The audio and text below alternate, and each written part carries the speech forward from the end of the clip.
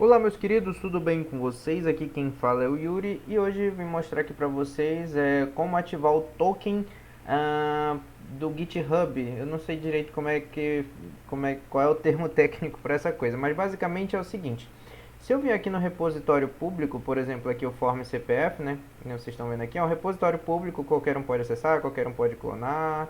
Aqui tem a licença MIT, ou seja, todo mundo pode usar e abusar. E se eu der um git clone aqui nesse repositório, ele não vai dar problema nenhum, né? Se a gente for ver aqui, o form CPF está aqui dentro, meu projetinho foi clonado com sucesso. Só que aí eu fui iniciar um repositório aqui privado, né? Eu posso até dar um exemplo aqui, ó. Vou criar um novo repositório. Aí eu vou colocar aqui private repo, por exemplo. E aí my private repo, por exemplo, sei lá. Tanto faz, nem precisar disso aqui, né? E aí eu declaro ele como privado, que às vezes a gente precisa fazer alguma coisa que seja privada, né? E aí faz aqui tudinho, escolhe uma licença, blá, blá, e aí cria o repositório. Aí tá aqui, né? Ele diz que é pra gente fazer todos esses passos aqui. Vou fazer aqui rapidinho. Eu vou copiar logo esses comandos todos aqui. Não sei se vai funcionar aqui. Deixa eu ver. Vou colar aqui. Ó, aí ele me pede username, né? No caso aqui github.com. Se eu digitar aqui, por exemplo, Yuri97, eu acho que real deve ser meu username. E aí meu e-mail aqui é Yuri. Ah tá, minha password, né? Eu vou colocar minha password do GitHub. Olha o que acontece, ó. Suporte para autenticação de senha foi removido em agosto de 2021. Por favor, use um token, é, não sei o que lá. Eu use instead, eu não lembro o que significa. Por favor, veja não sei o que lá, blá blá blá. E aí a gente até pode abrir isso aqui, Open Link, né? Só que é um negócio meio, tá em inglês aqui, mas meio que a gente traduz é meio difícil de entender. Aí eu procurei alguns vídeos na internet. Enfim, eu não consigo clonar repositórios aqui, mas só com meu usuário e senha, né? Só consigo fazer com repositórios públicos, né? Esse é um problema. E aí, vendo alguns vídeos, eu vi que dava pra vir aqui, né? Clicava aqui, aí tem aqui Settings, eu vou abrir aqui uma nova tab. E aí tem aqui a opção de Develop Settings. E aí tem aqui, né, Personal Access Token, a gente gera um novo token e tal. Enfim, você que já deve ter caído nesse vídeo, você deve ter visto outros vídeos que ensinam essa prática aqui, né? Só que depois que tu gera um token, tu ainda tem que ter uma forma de armazenar esse token, se tu vai salvar em texto, só que aí a documentação, se tu for olhar a documentação, não recomenda salvar em texto, aí tu vai precisar de um gerenciador de senha, acho que tem o Seahorse aqui, eu acho que é Seahorse, tá aqui, que é esse aplicativo aqui, enfim, tem muita coisa, muita documentação, assim assim, lógico, todas servem, né, pra coisas diferentes. Por exemplo, quando a aplicação já estiver no ar, vai precisar de uma forma diferente. Mas aqui no meu, como está em produção, como está em desenvolvimento, eu gostaria de uma forma mais fácil, mais prática de se fazer, entendeu? Então, e aí depois de muito pesquisar, né, como eu disse, não é uma coisa fácil, não foi fácil para mim achar, mas eu achei aqui, né, se você procurar aí por exemplo, Git GCM, que é Git, eu esqueci o nome, Credential Manager, né? E aí você clica aqui, né? E aí aqui tem toda uma documentação, também não é muito fácil de se entender, dá um Ctrl F aí, pesquisa por Linux, né? E aí tem essa seção aqui Linux, né, para instalação.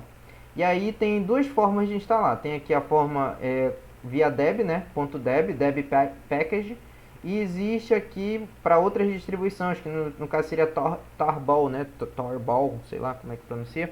Eu instalei via Deb, né, em distribuições via baseadas no Debian, Ubuntu, mas ele deu um probleminha conforme eu fui usando, né? Ele dava um problema lá de GTK, enfim, não foi legal de utilizar o .deb. Então eu recomendo instalar o .tar, tá legal? Aqui ele ensina como instalar e como configurar, e aqui também para desinstalar. Eu particularmente usei esses comandos aqui que foi para mostrar para vocês aqui, né, que aparece essa mensagem, aquela mensagenzinha de erro quando a gente tenta entrar, como a gente entrava antigamente, né? Só com usuário e senha. E aí eu vou mostrar para vocês aqui como é que instala. Então, primeira coisa, a gente precisa baixar esse tarball, né? Então a gente clica aqui, vou clicar aqui para abrir uma nova aba. E aí tem aqui o ponto .deb, só que eu não recomendo o ponto .deb. E o ponto .tar que funciona, inclusive no Manjaro, eu estava usando Manjaro, eu formatei muito meu computador esses tempos. Instalei Manjaro, instalei Pop! OS, instalei aqui o Mint, enfim. Aí você clica para baixar. Vou salvar aqui em downloads mesmo. Save. Espera terminar de baixar. Deixa eu limpar aqui, que eu não gosto que fique esse histórico de download aqui, me dá agonia. E aí pode fechar aqui e voltar lá para a documentação. Pronto, já baixei o tarball aqui, ó. Download latest tarball. Aí agora o que a gente precisa fazer? A gente precisa navegar até lá no nosso diretório. Então a gente vai aqui no nosso terminal. Vamos navegar até lá no downloads. E aí o nosso GCM Core que a gente baixou tá aqui. E aí só a gente pegar esse comando aqui, né? No caso eu vou escrever ele aqui, fica mais fácil. Aí tar x, né, que é de extract. O V aqui eu não sei para que serve, e o F é para forçar, alguma coisa assim. E aí a gente precisa colocar o nome do arquivo, GCM Core, dá um tab que ele autocompleta aí. "-c maiúsculo, que eu não lembro para que serve. Aí local e bin, no caso é para rodar nossos binários locais, né, de usuários. Então ele vai descompactar, né, extrair, esse X aqui é de extract, né, o GCM Core nesse diretório aqui que é onde roda nossos executáveis. Então se eu fizer isso aqui, ele vai dar um errinho, eu fiz de propósito. Ó, ele vai dar aqui, ó, permission denied, denied, né? E aí basta eu acrescentar o sudo aqui na frente, que aí ele já acrescenta lá pra gente. E aí nossos binários estarão lá, né? Só que aí a gente precisa configurar. Ele só tá, tanto é que se a gente digitar aqui, ó, git credential, -credential, ele já vira um executável do sistema, né? Se eu der um enter aqui, ele vai dizer, né? Já, ó, tá instalado, mas você não passou argumentos e tal.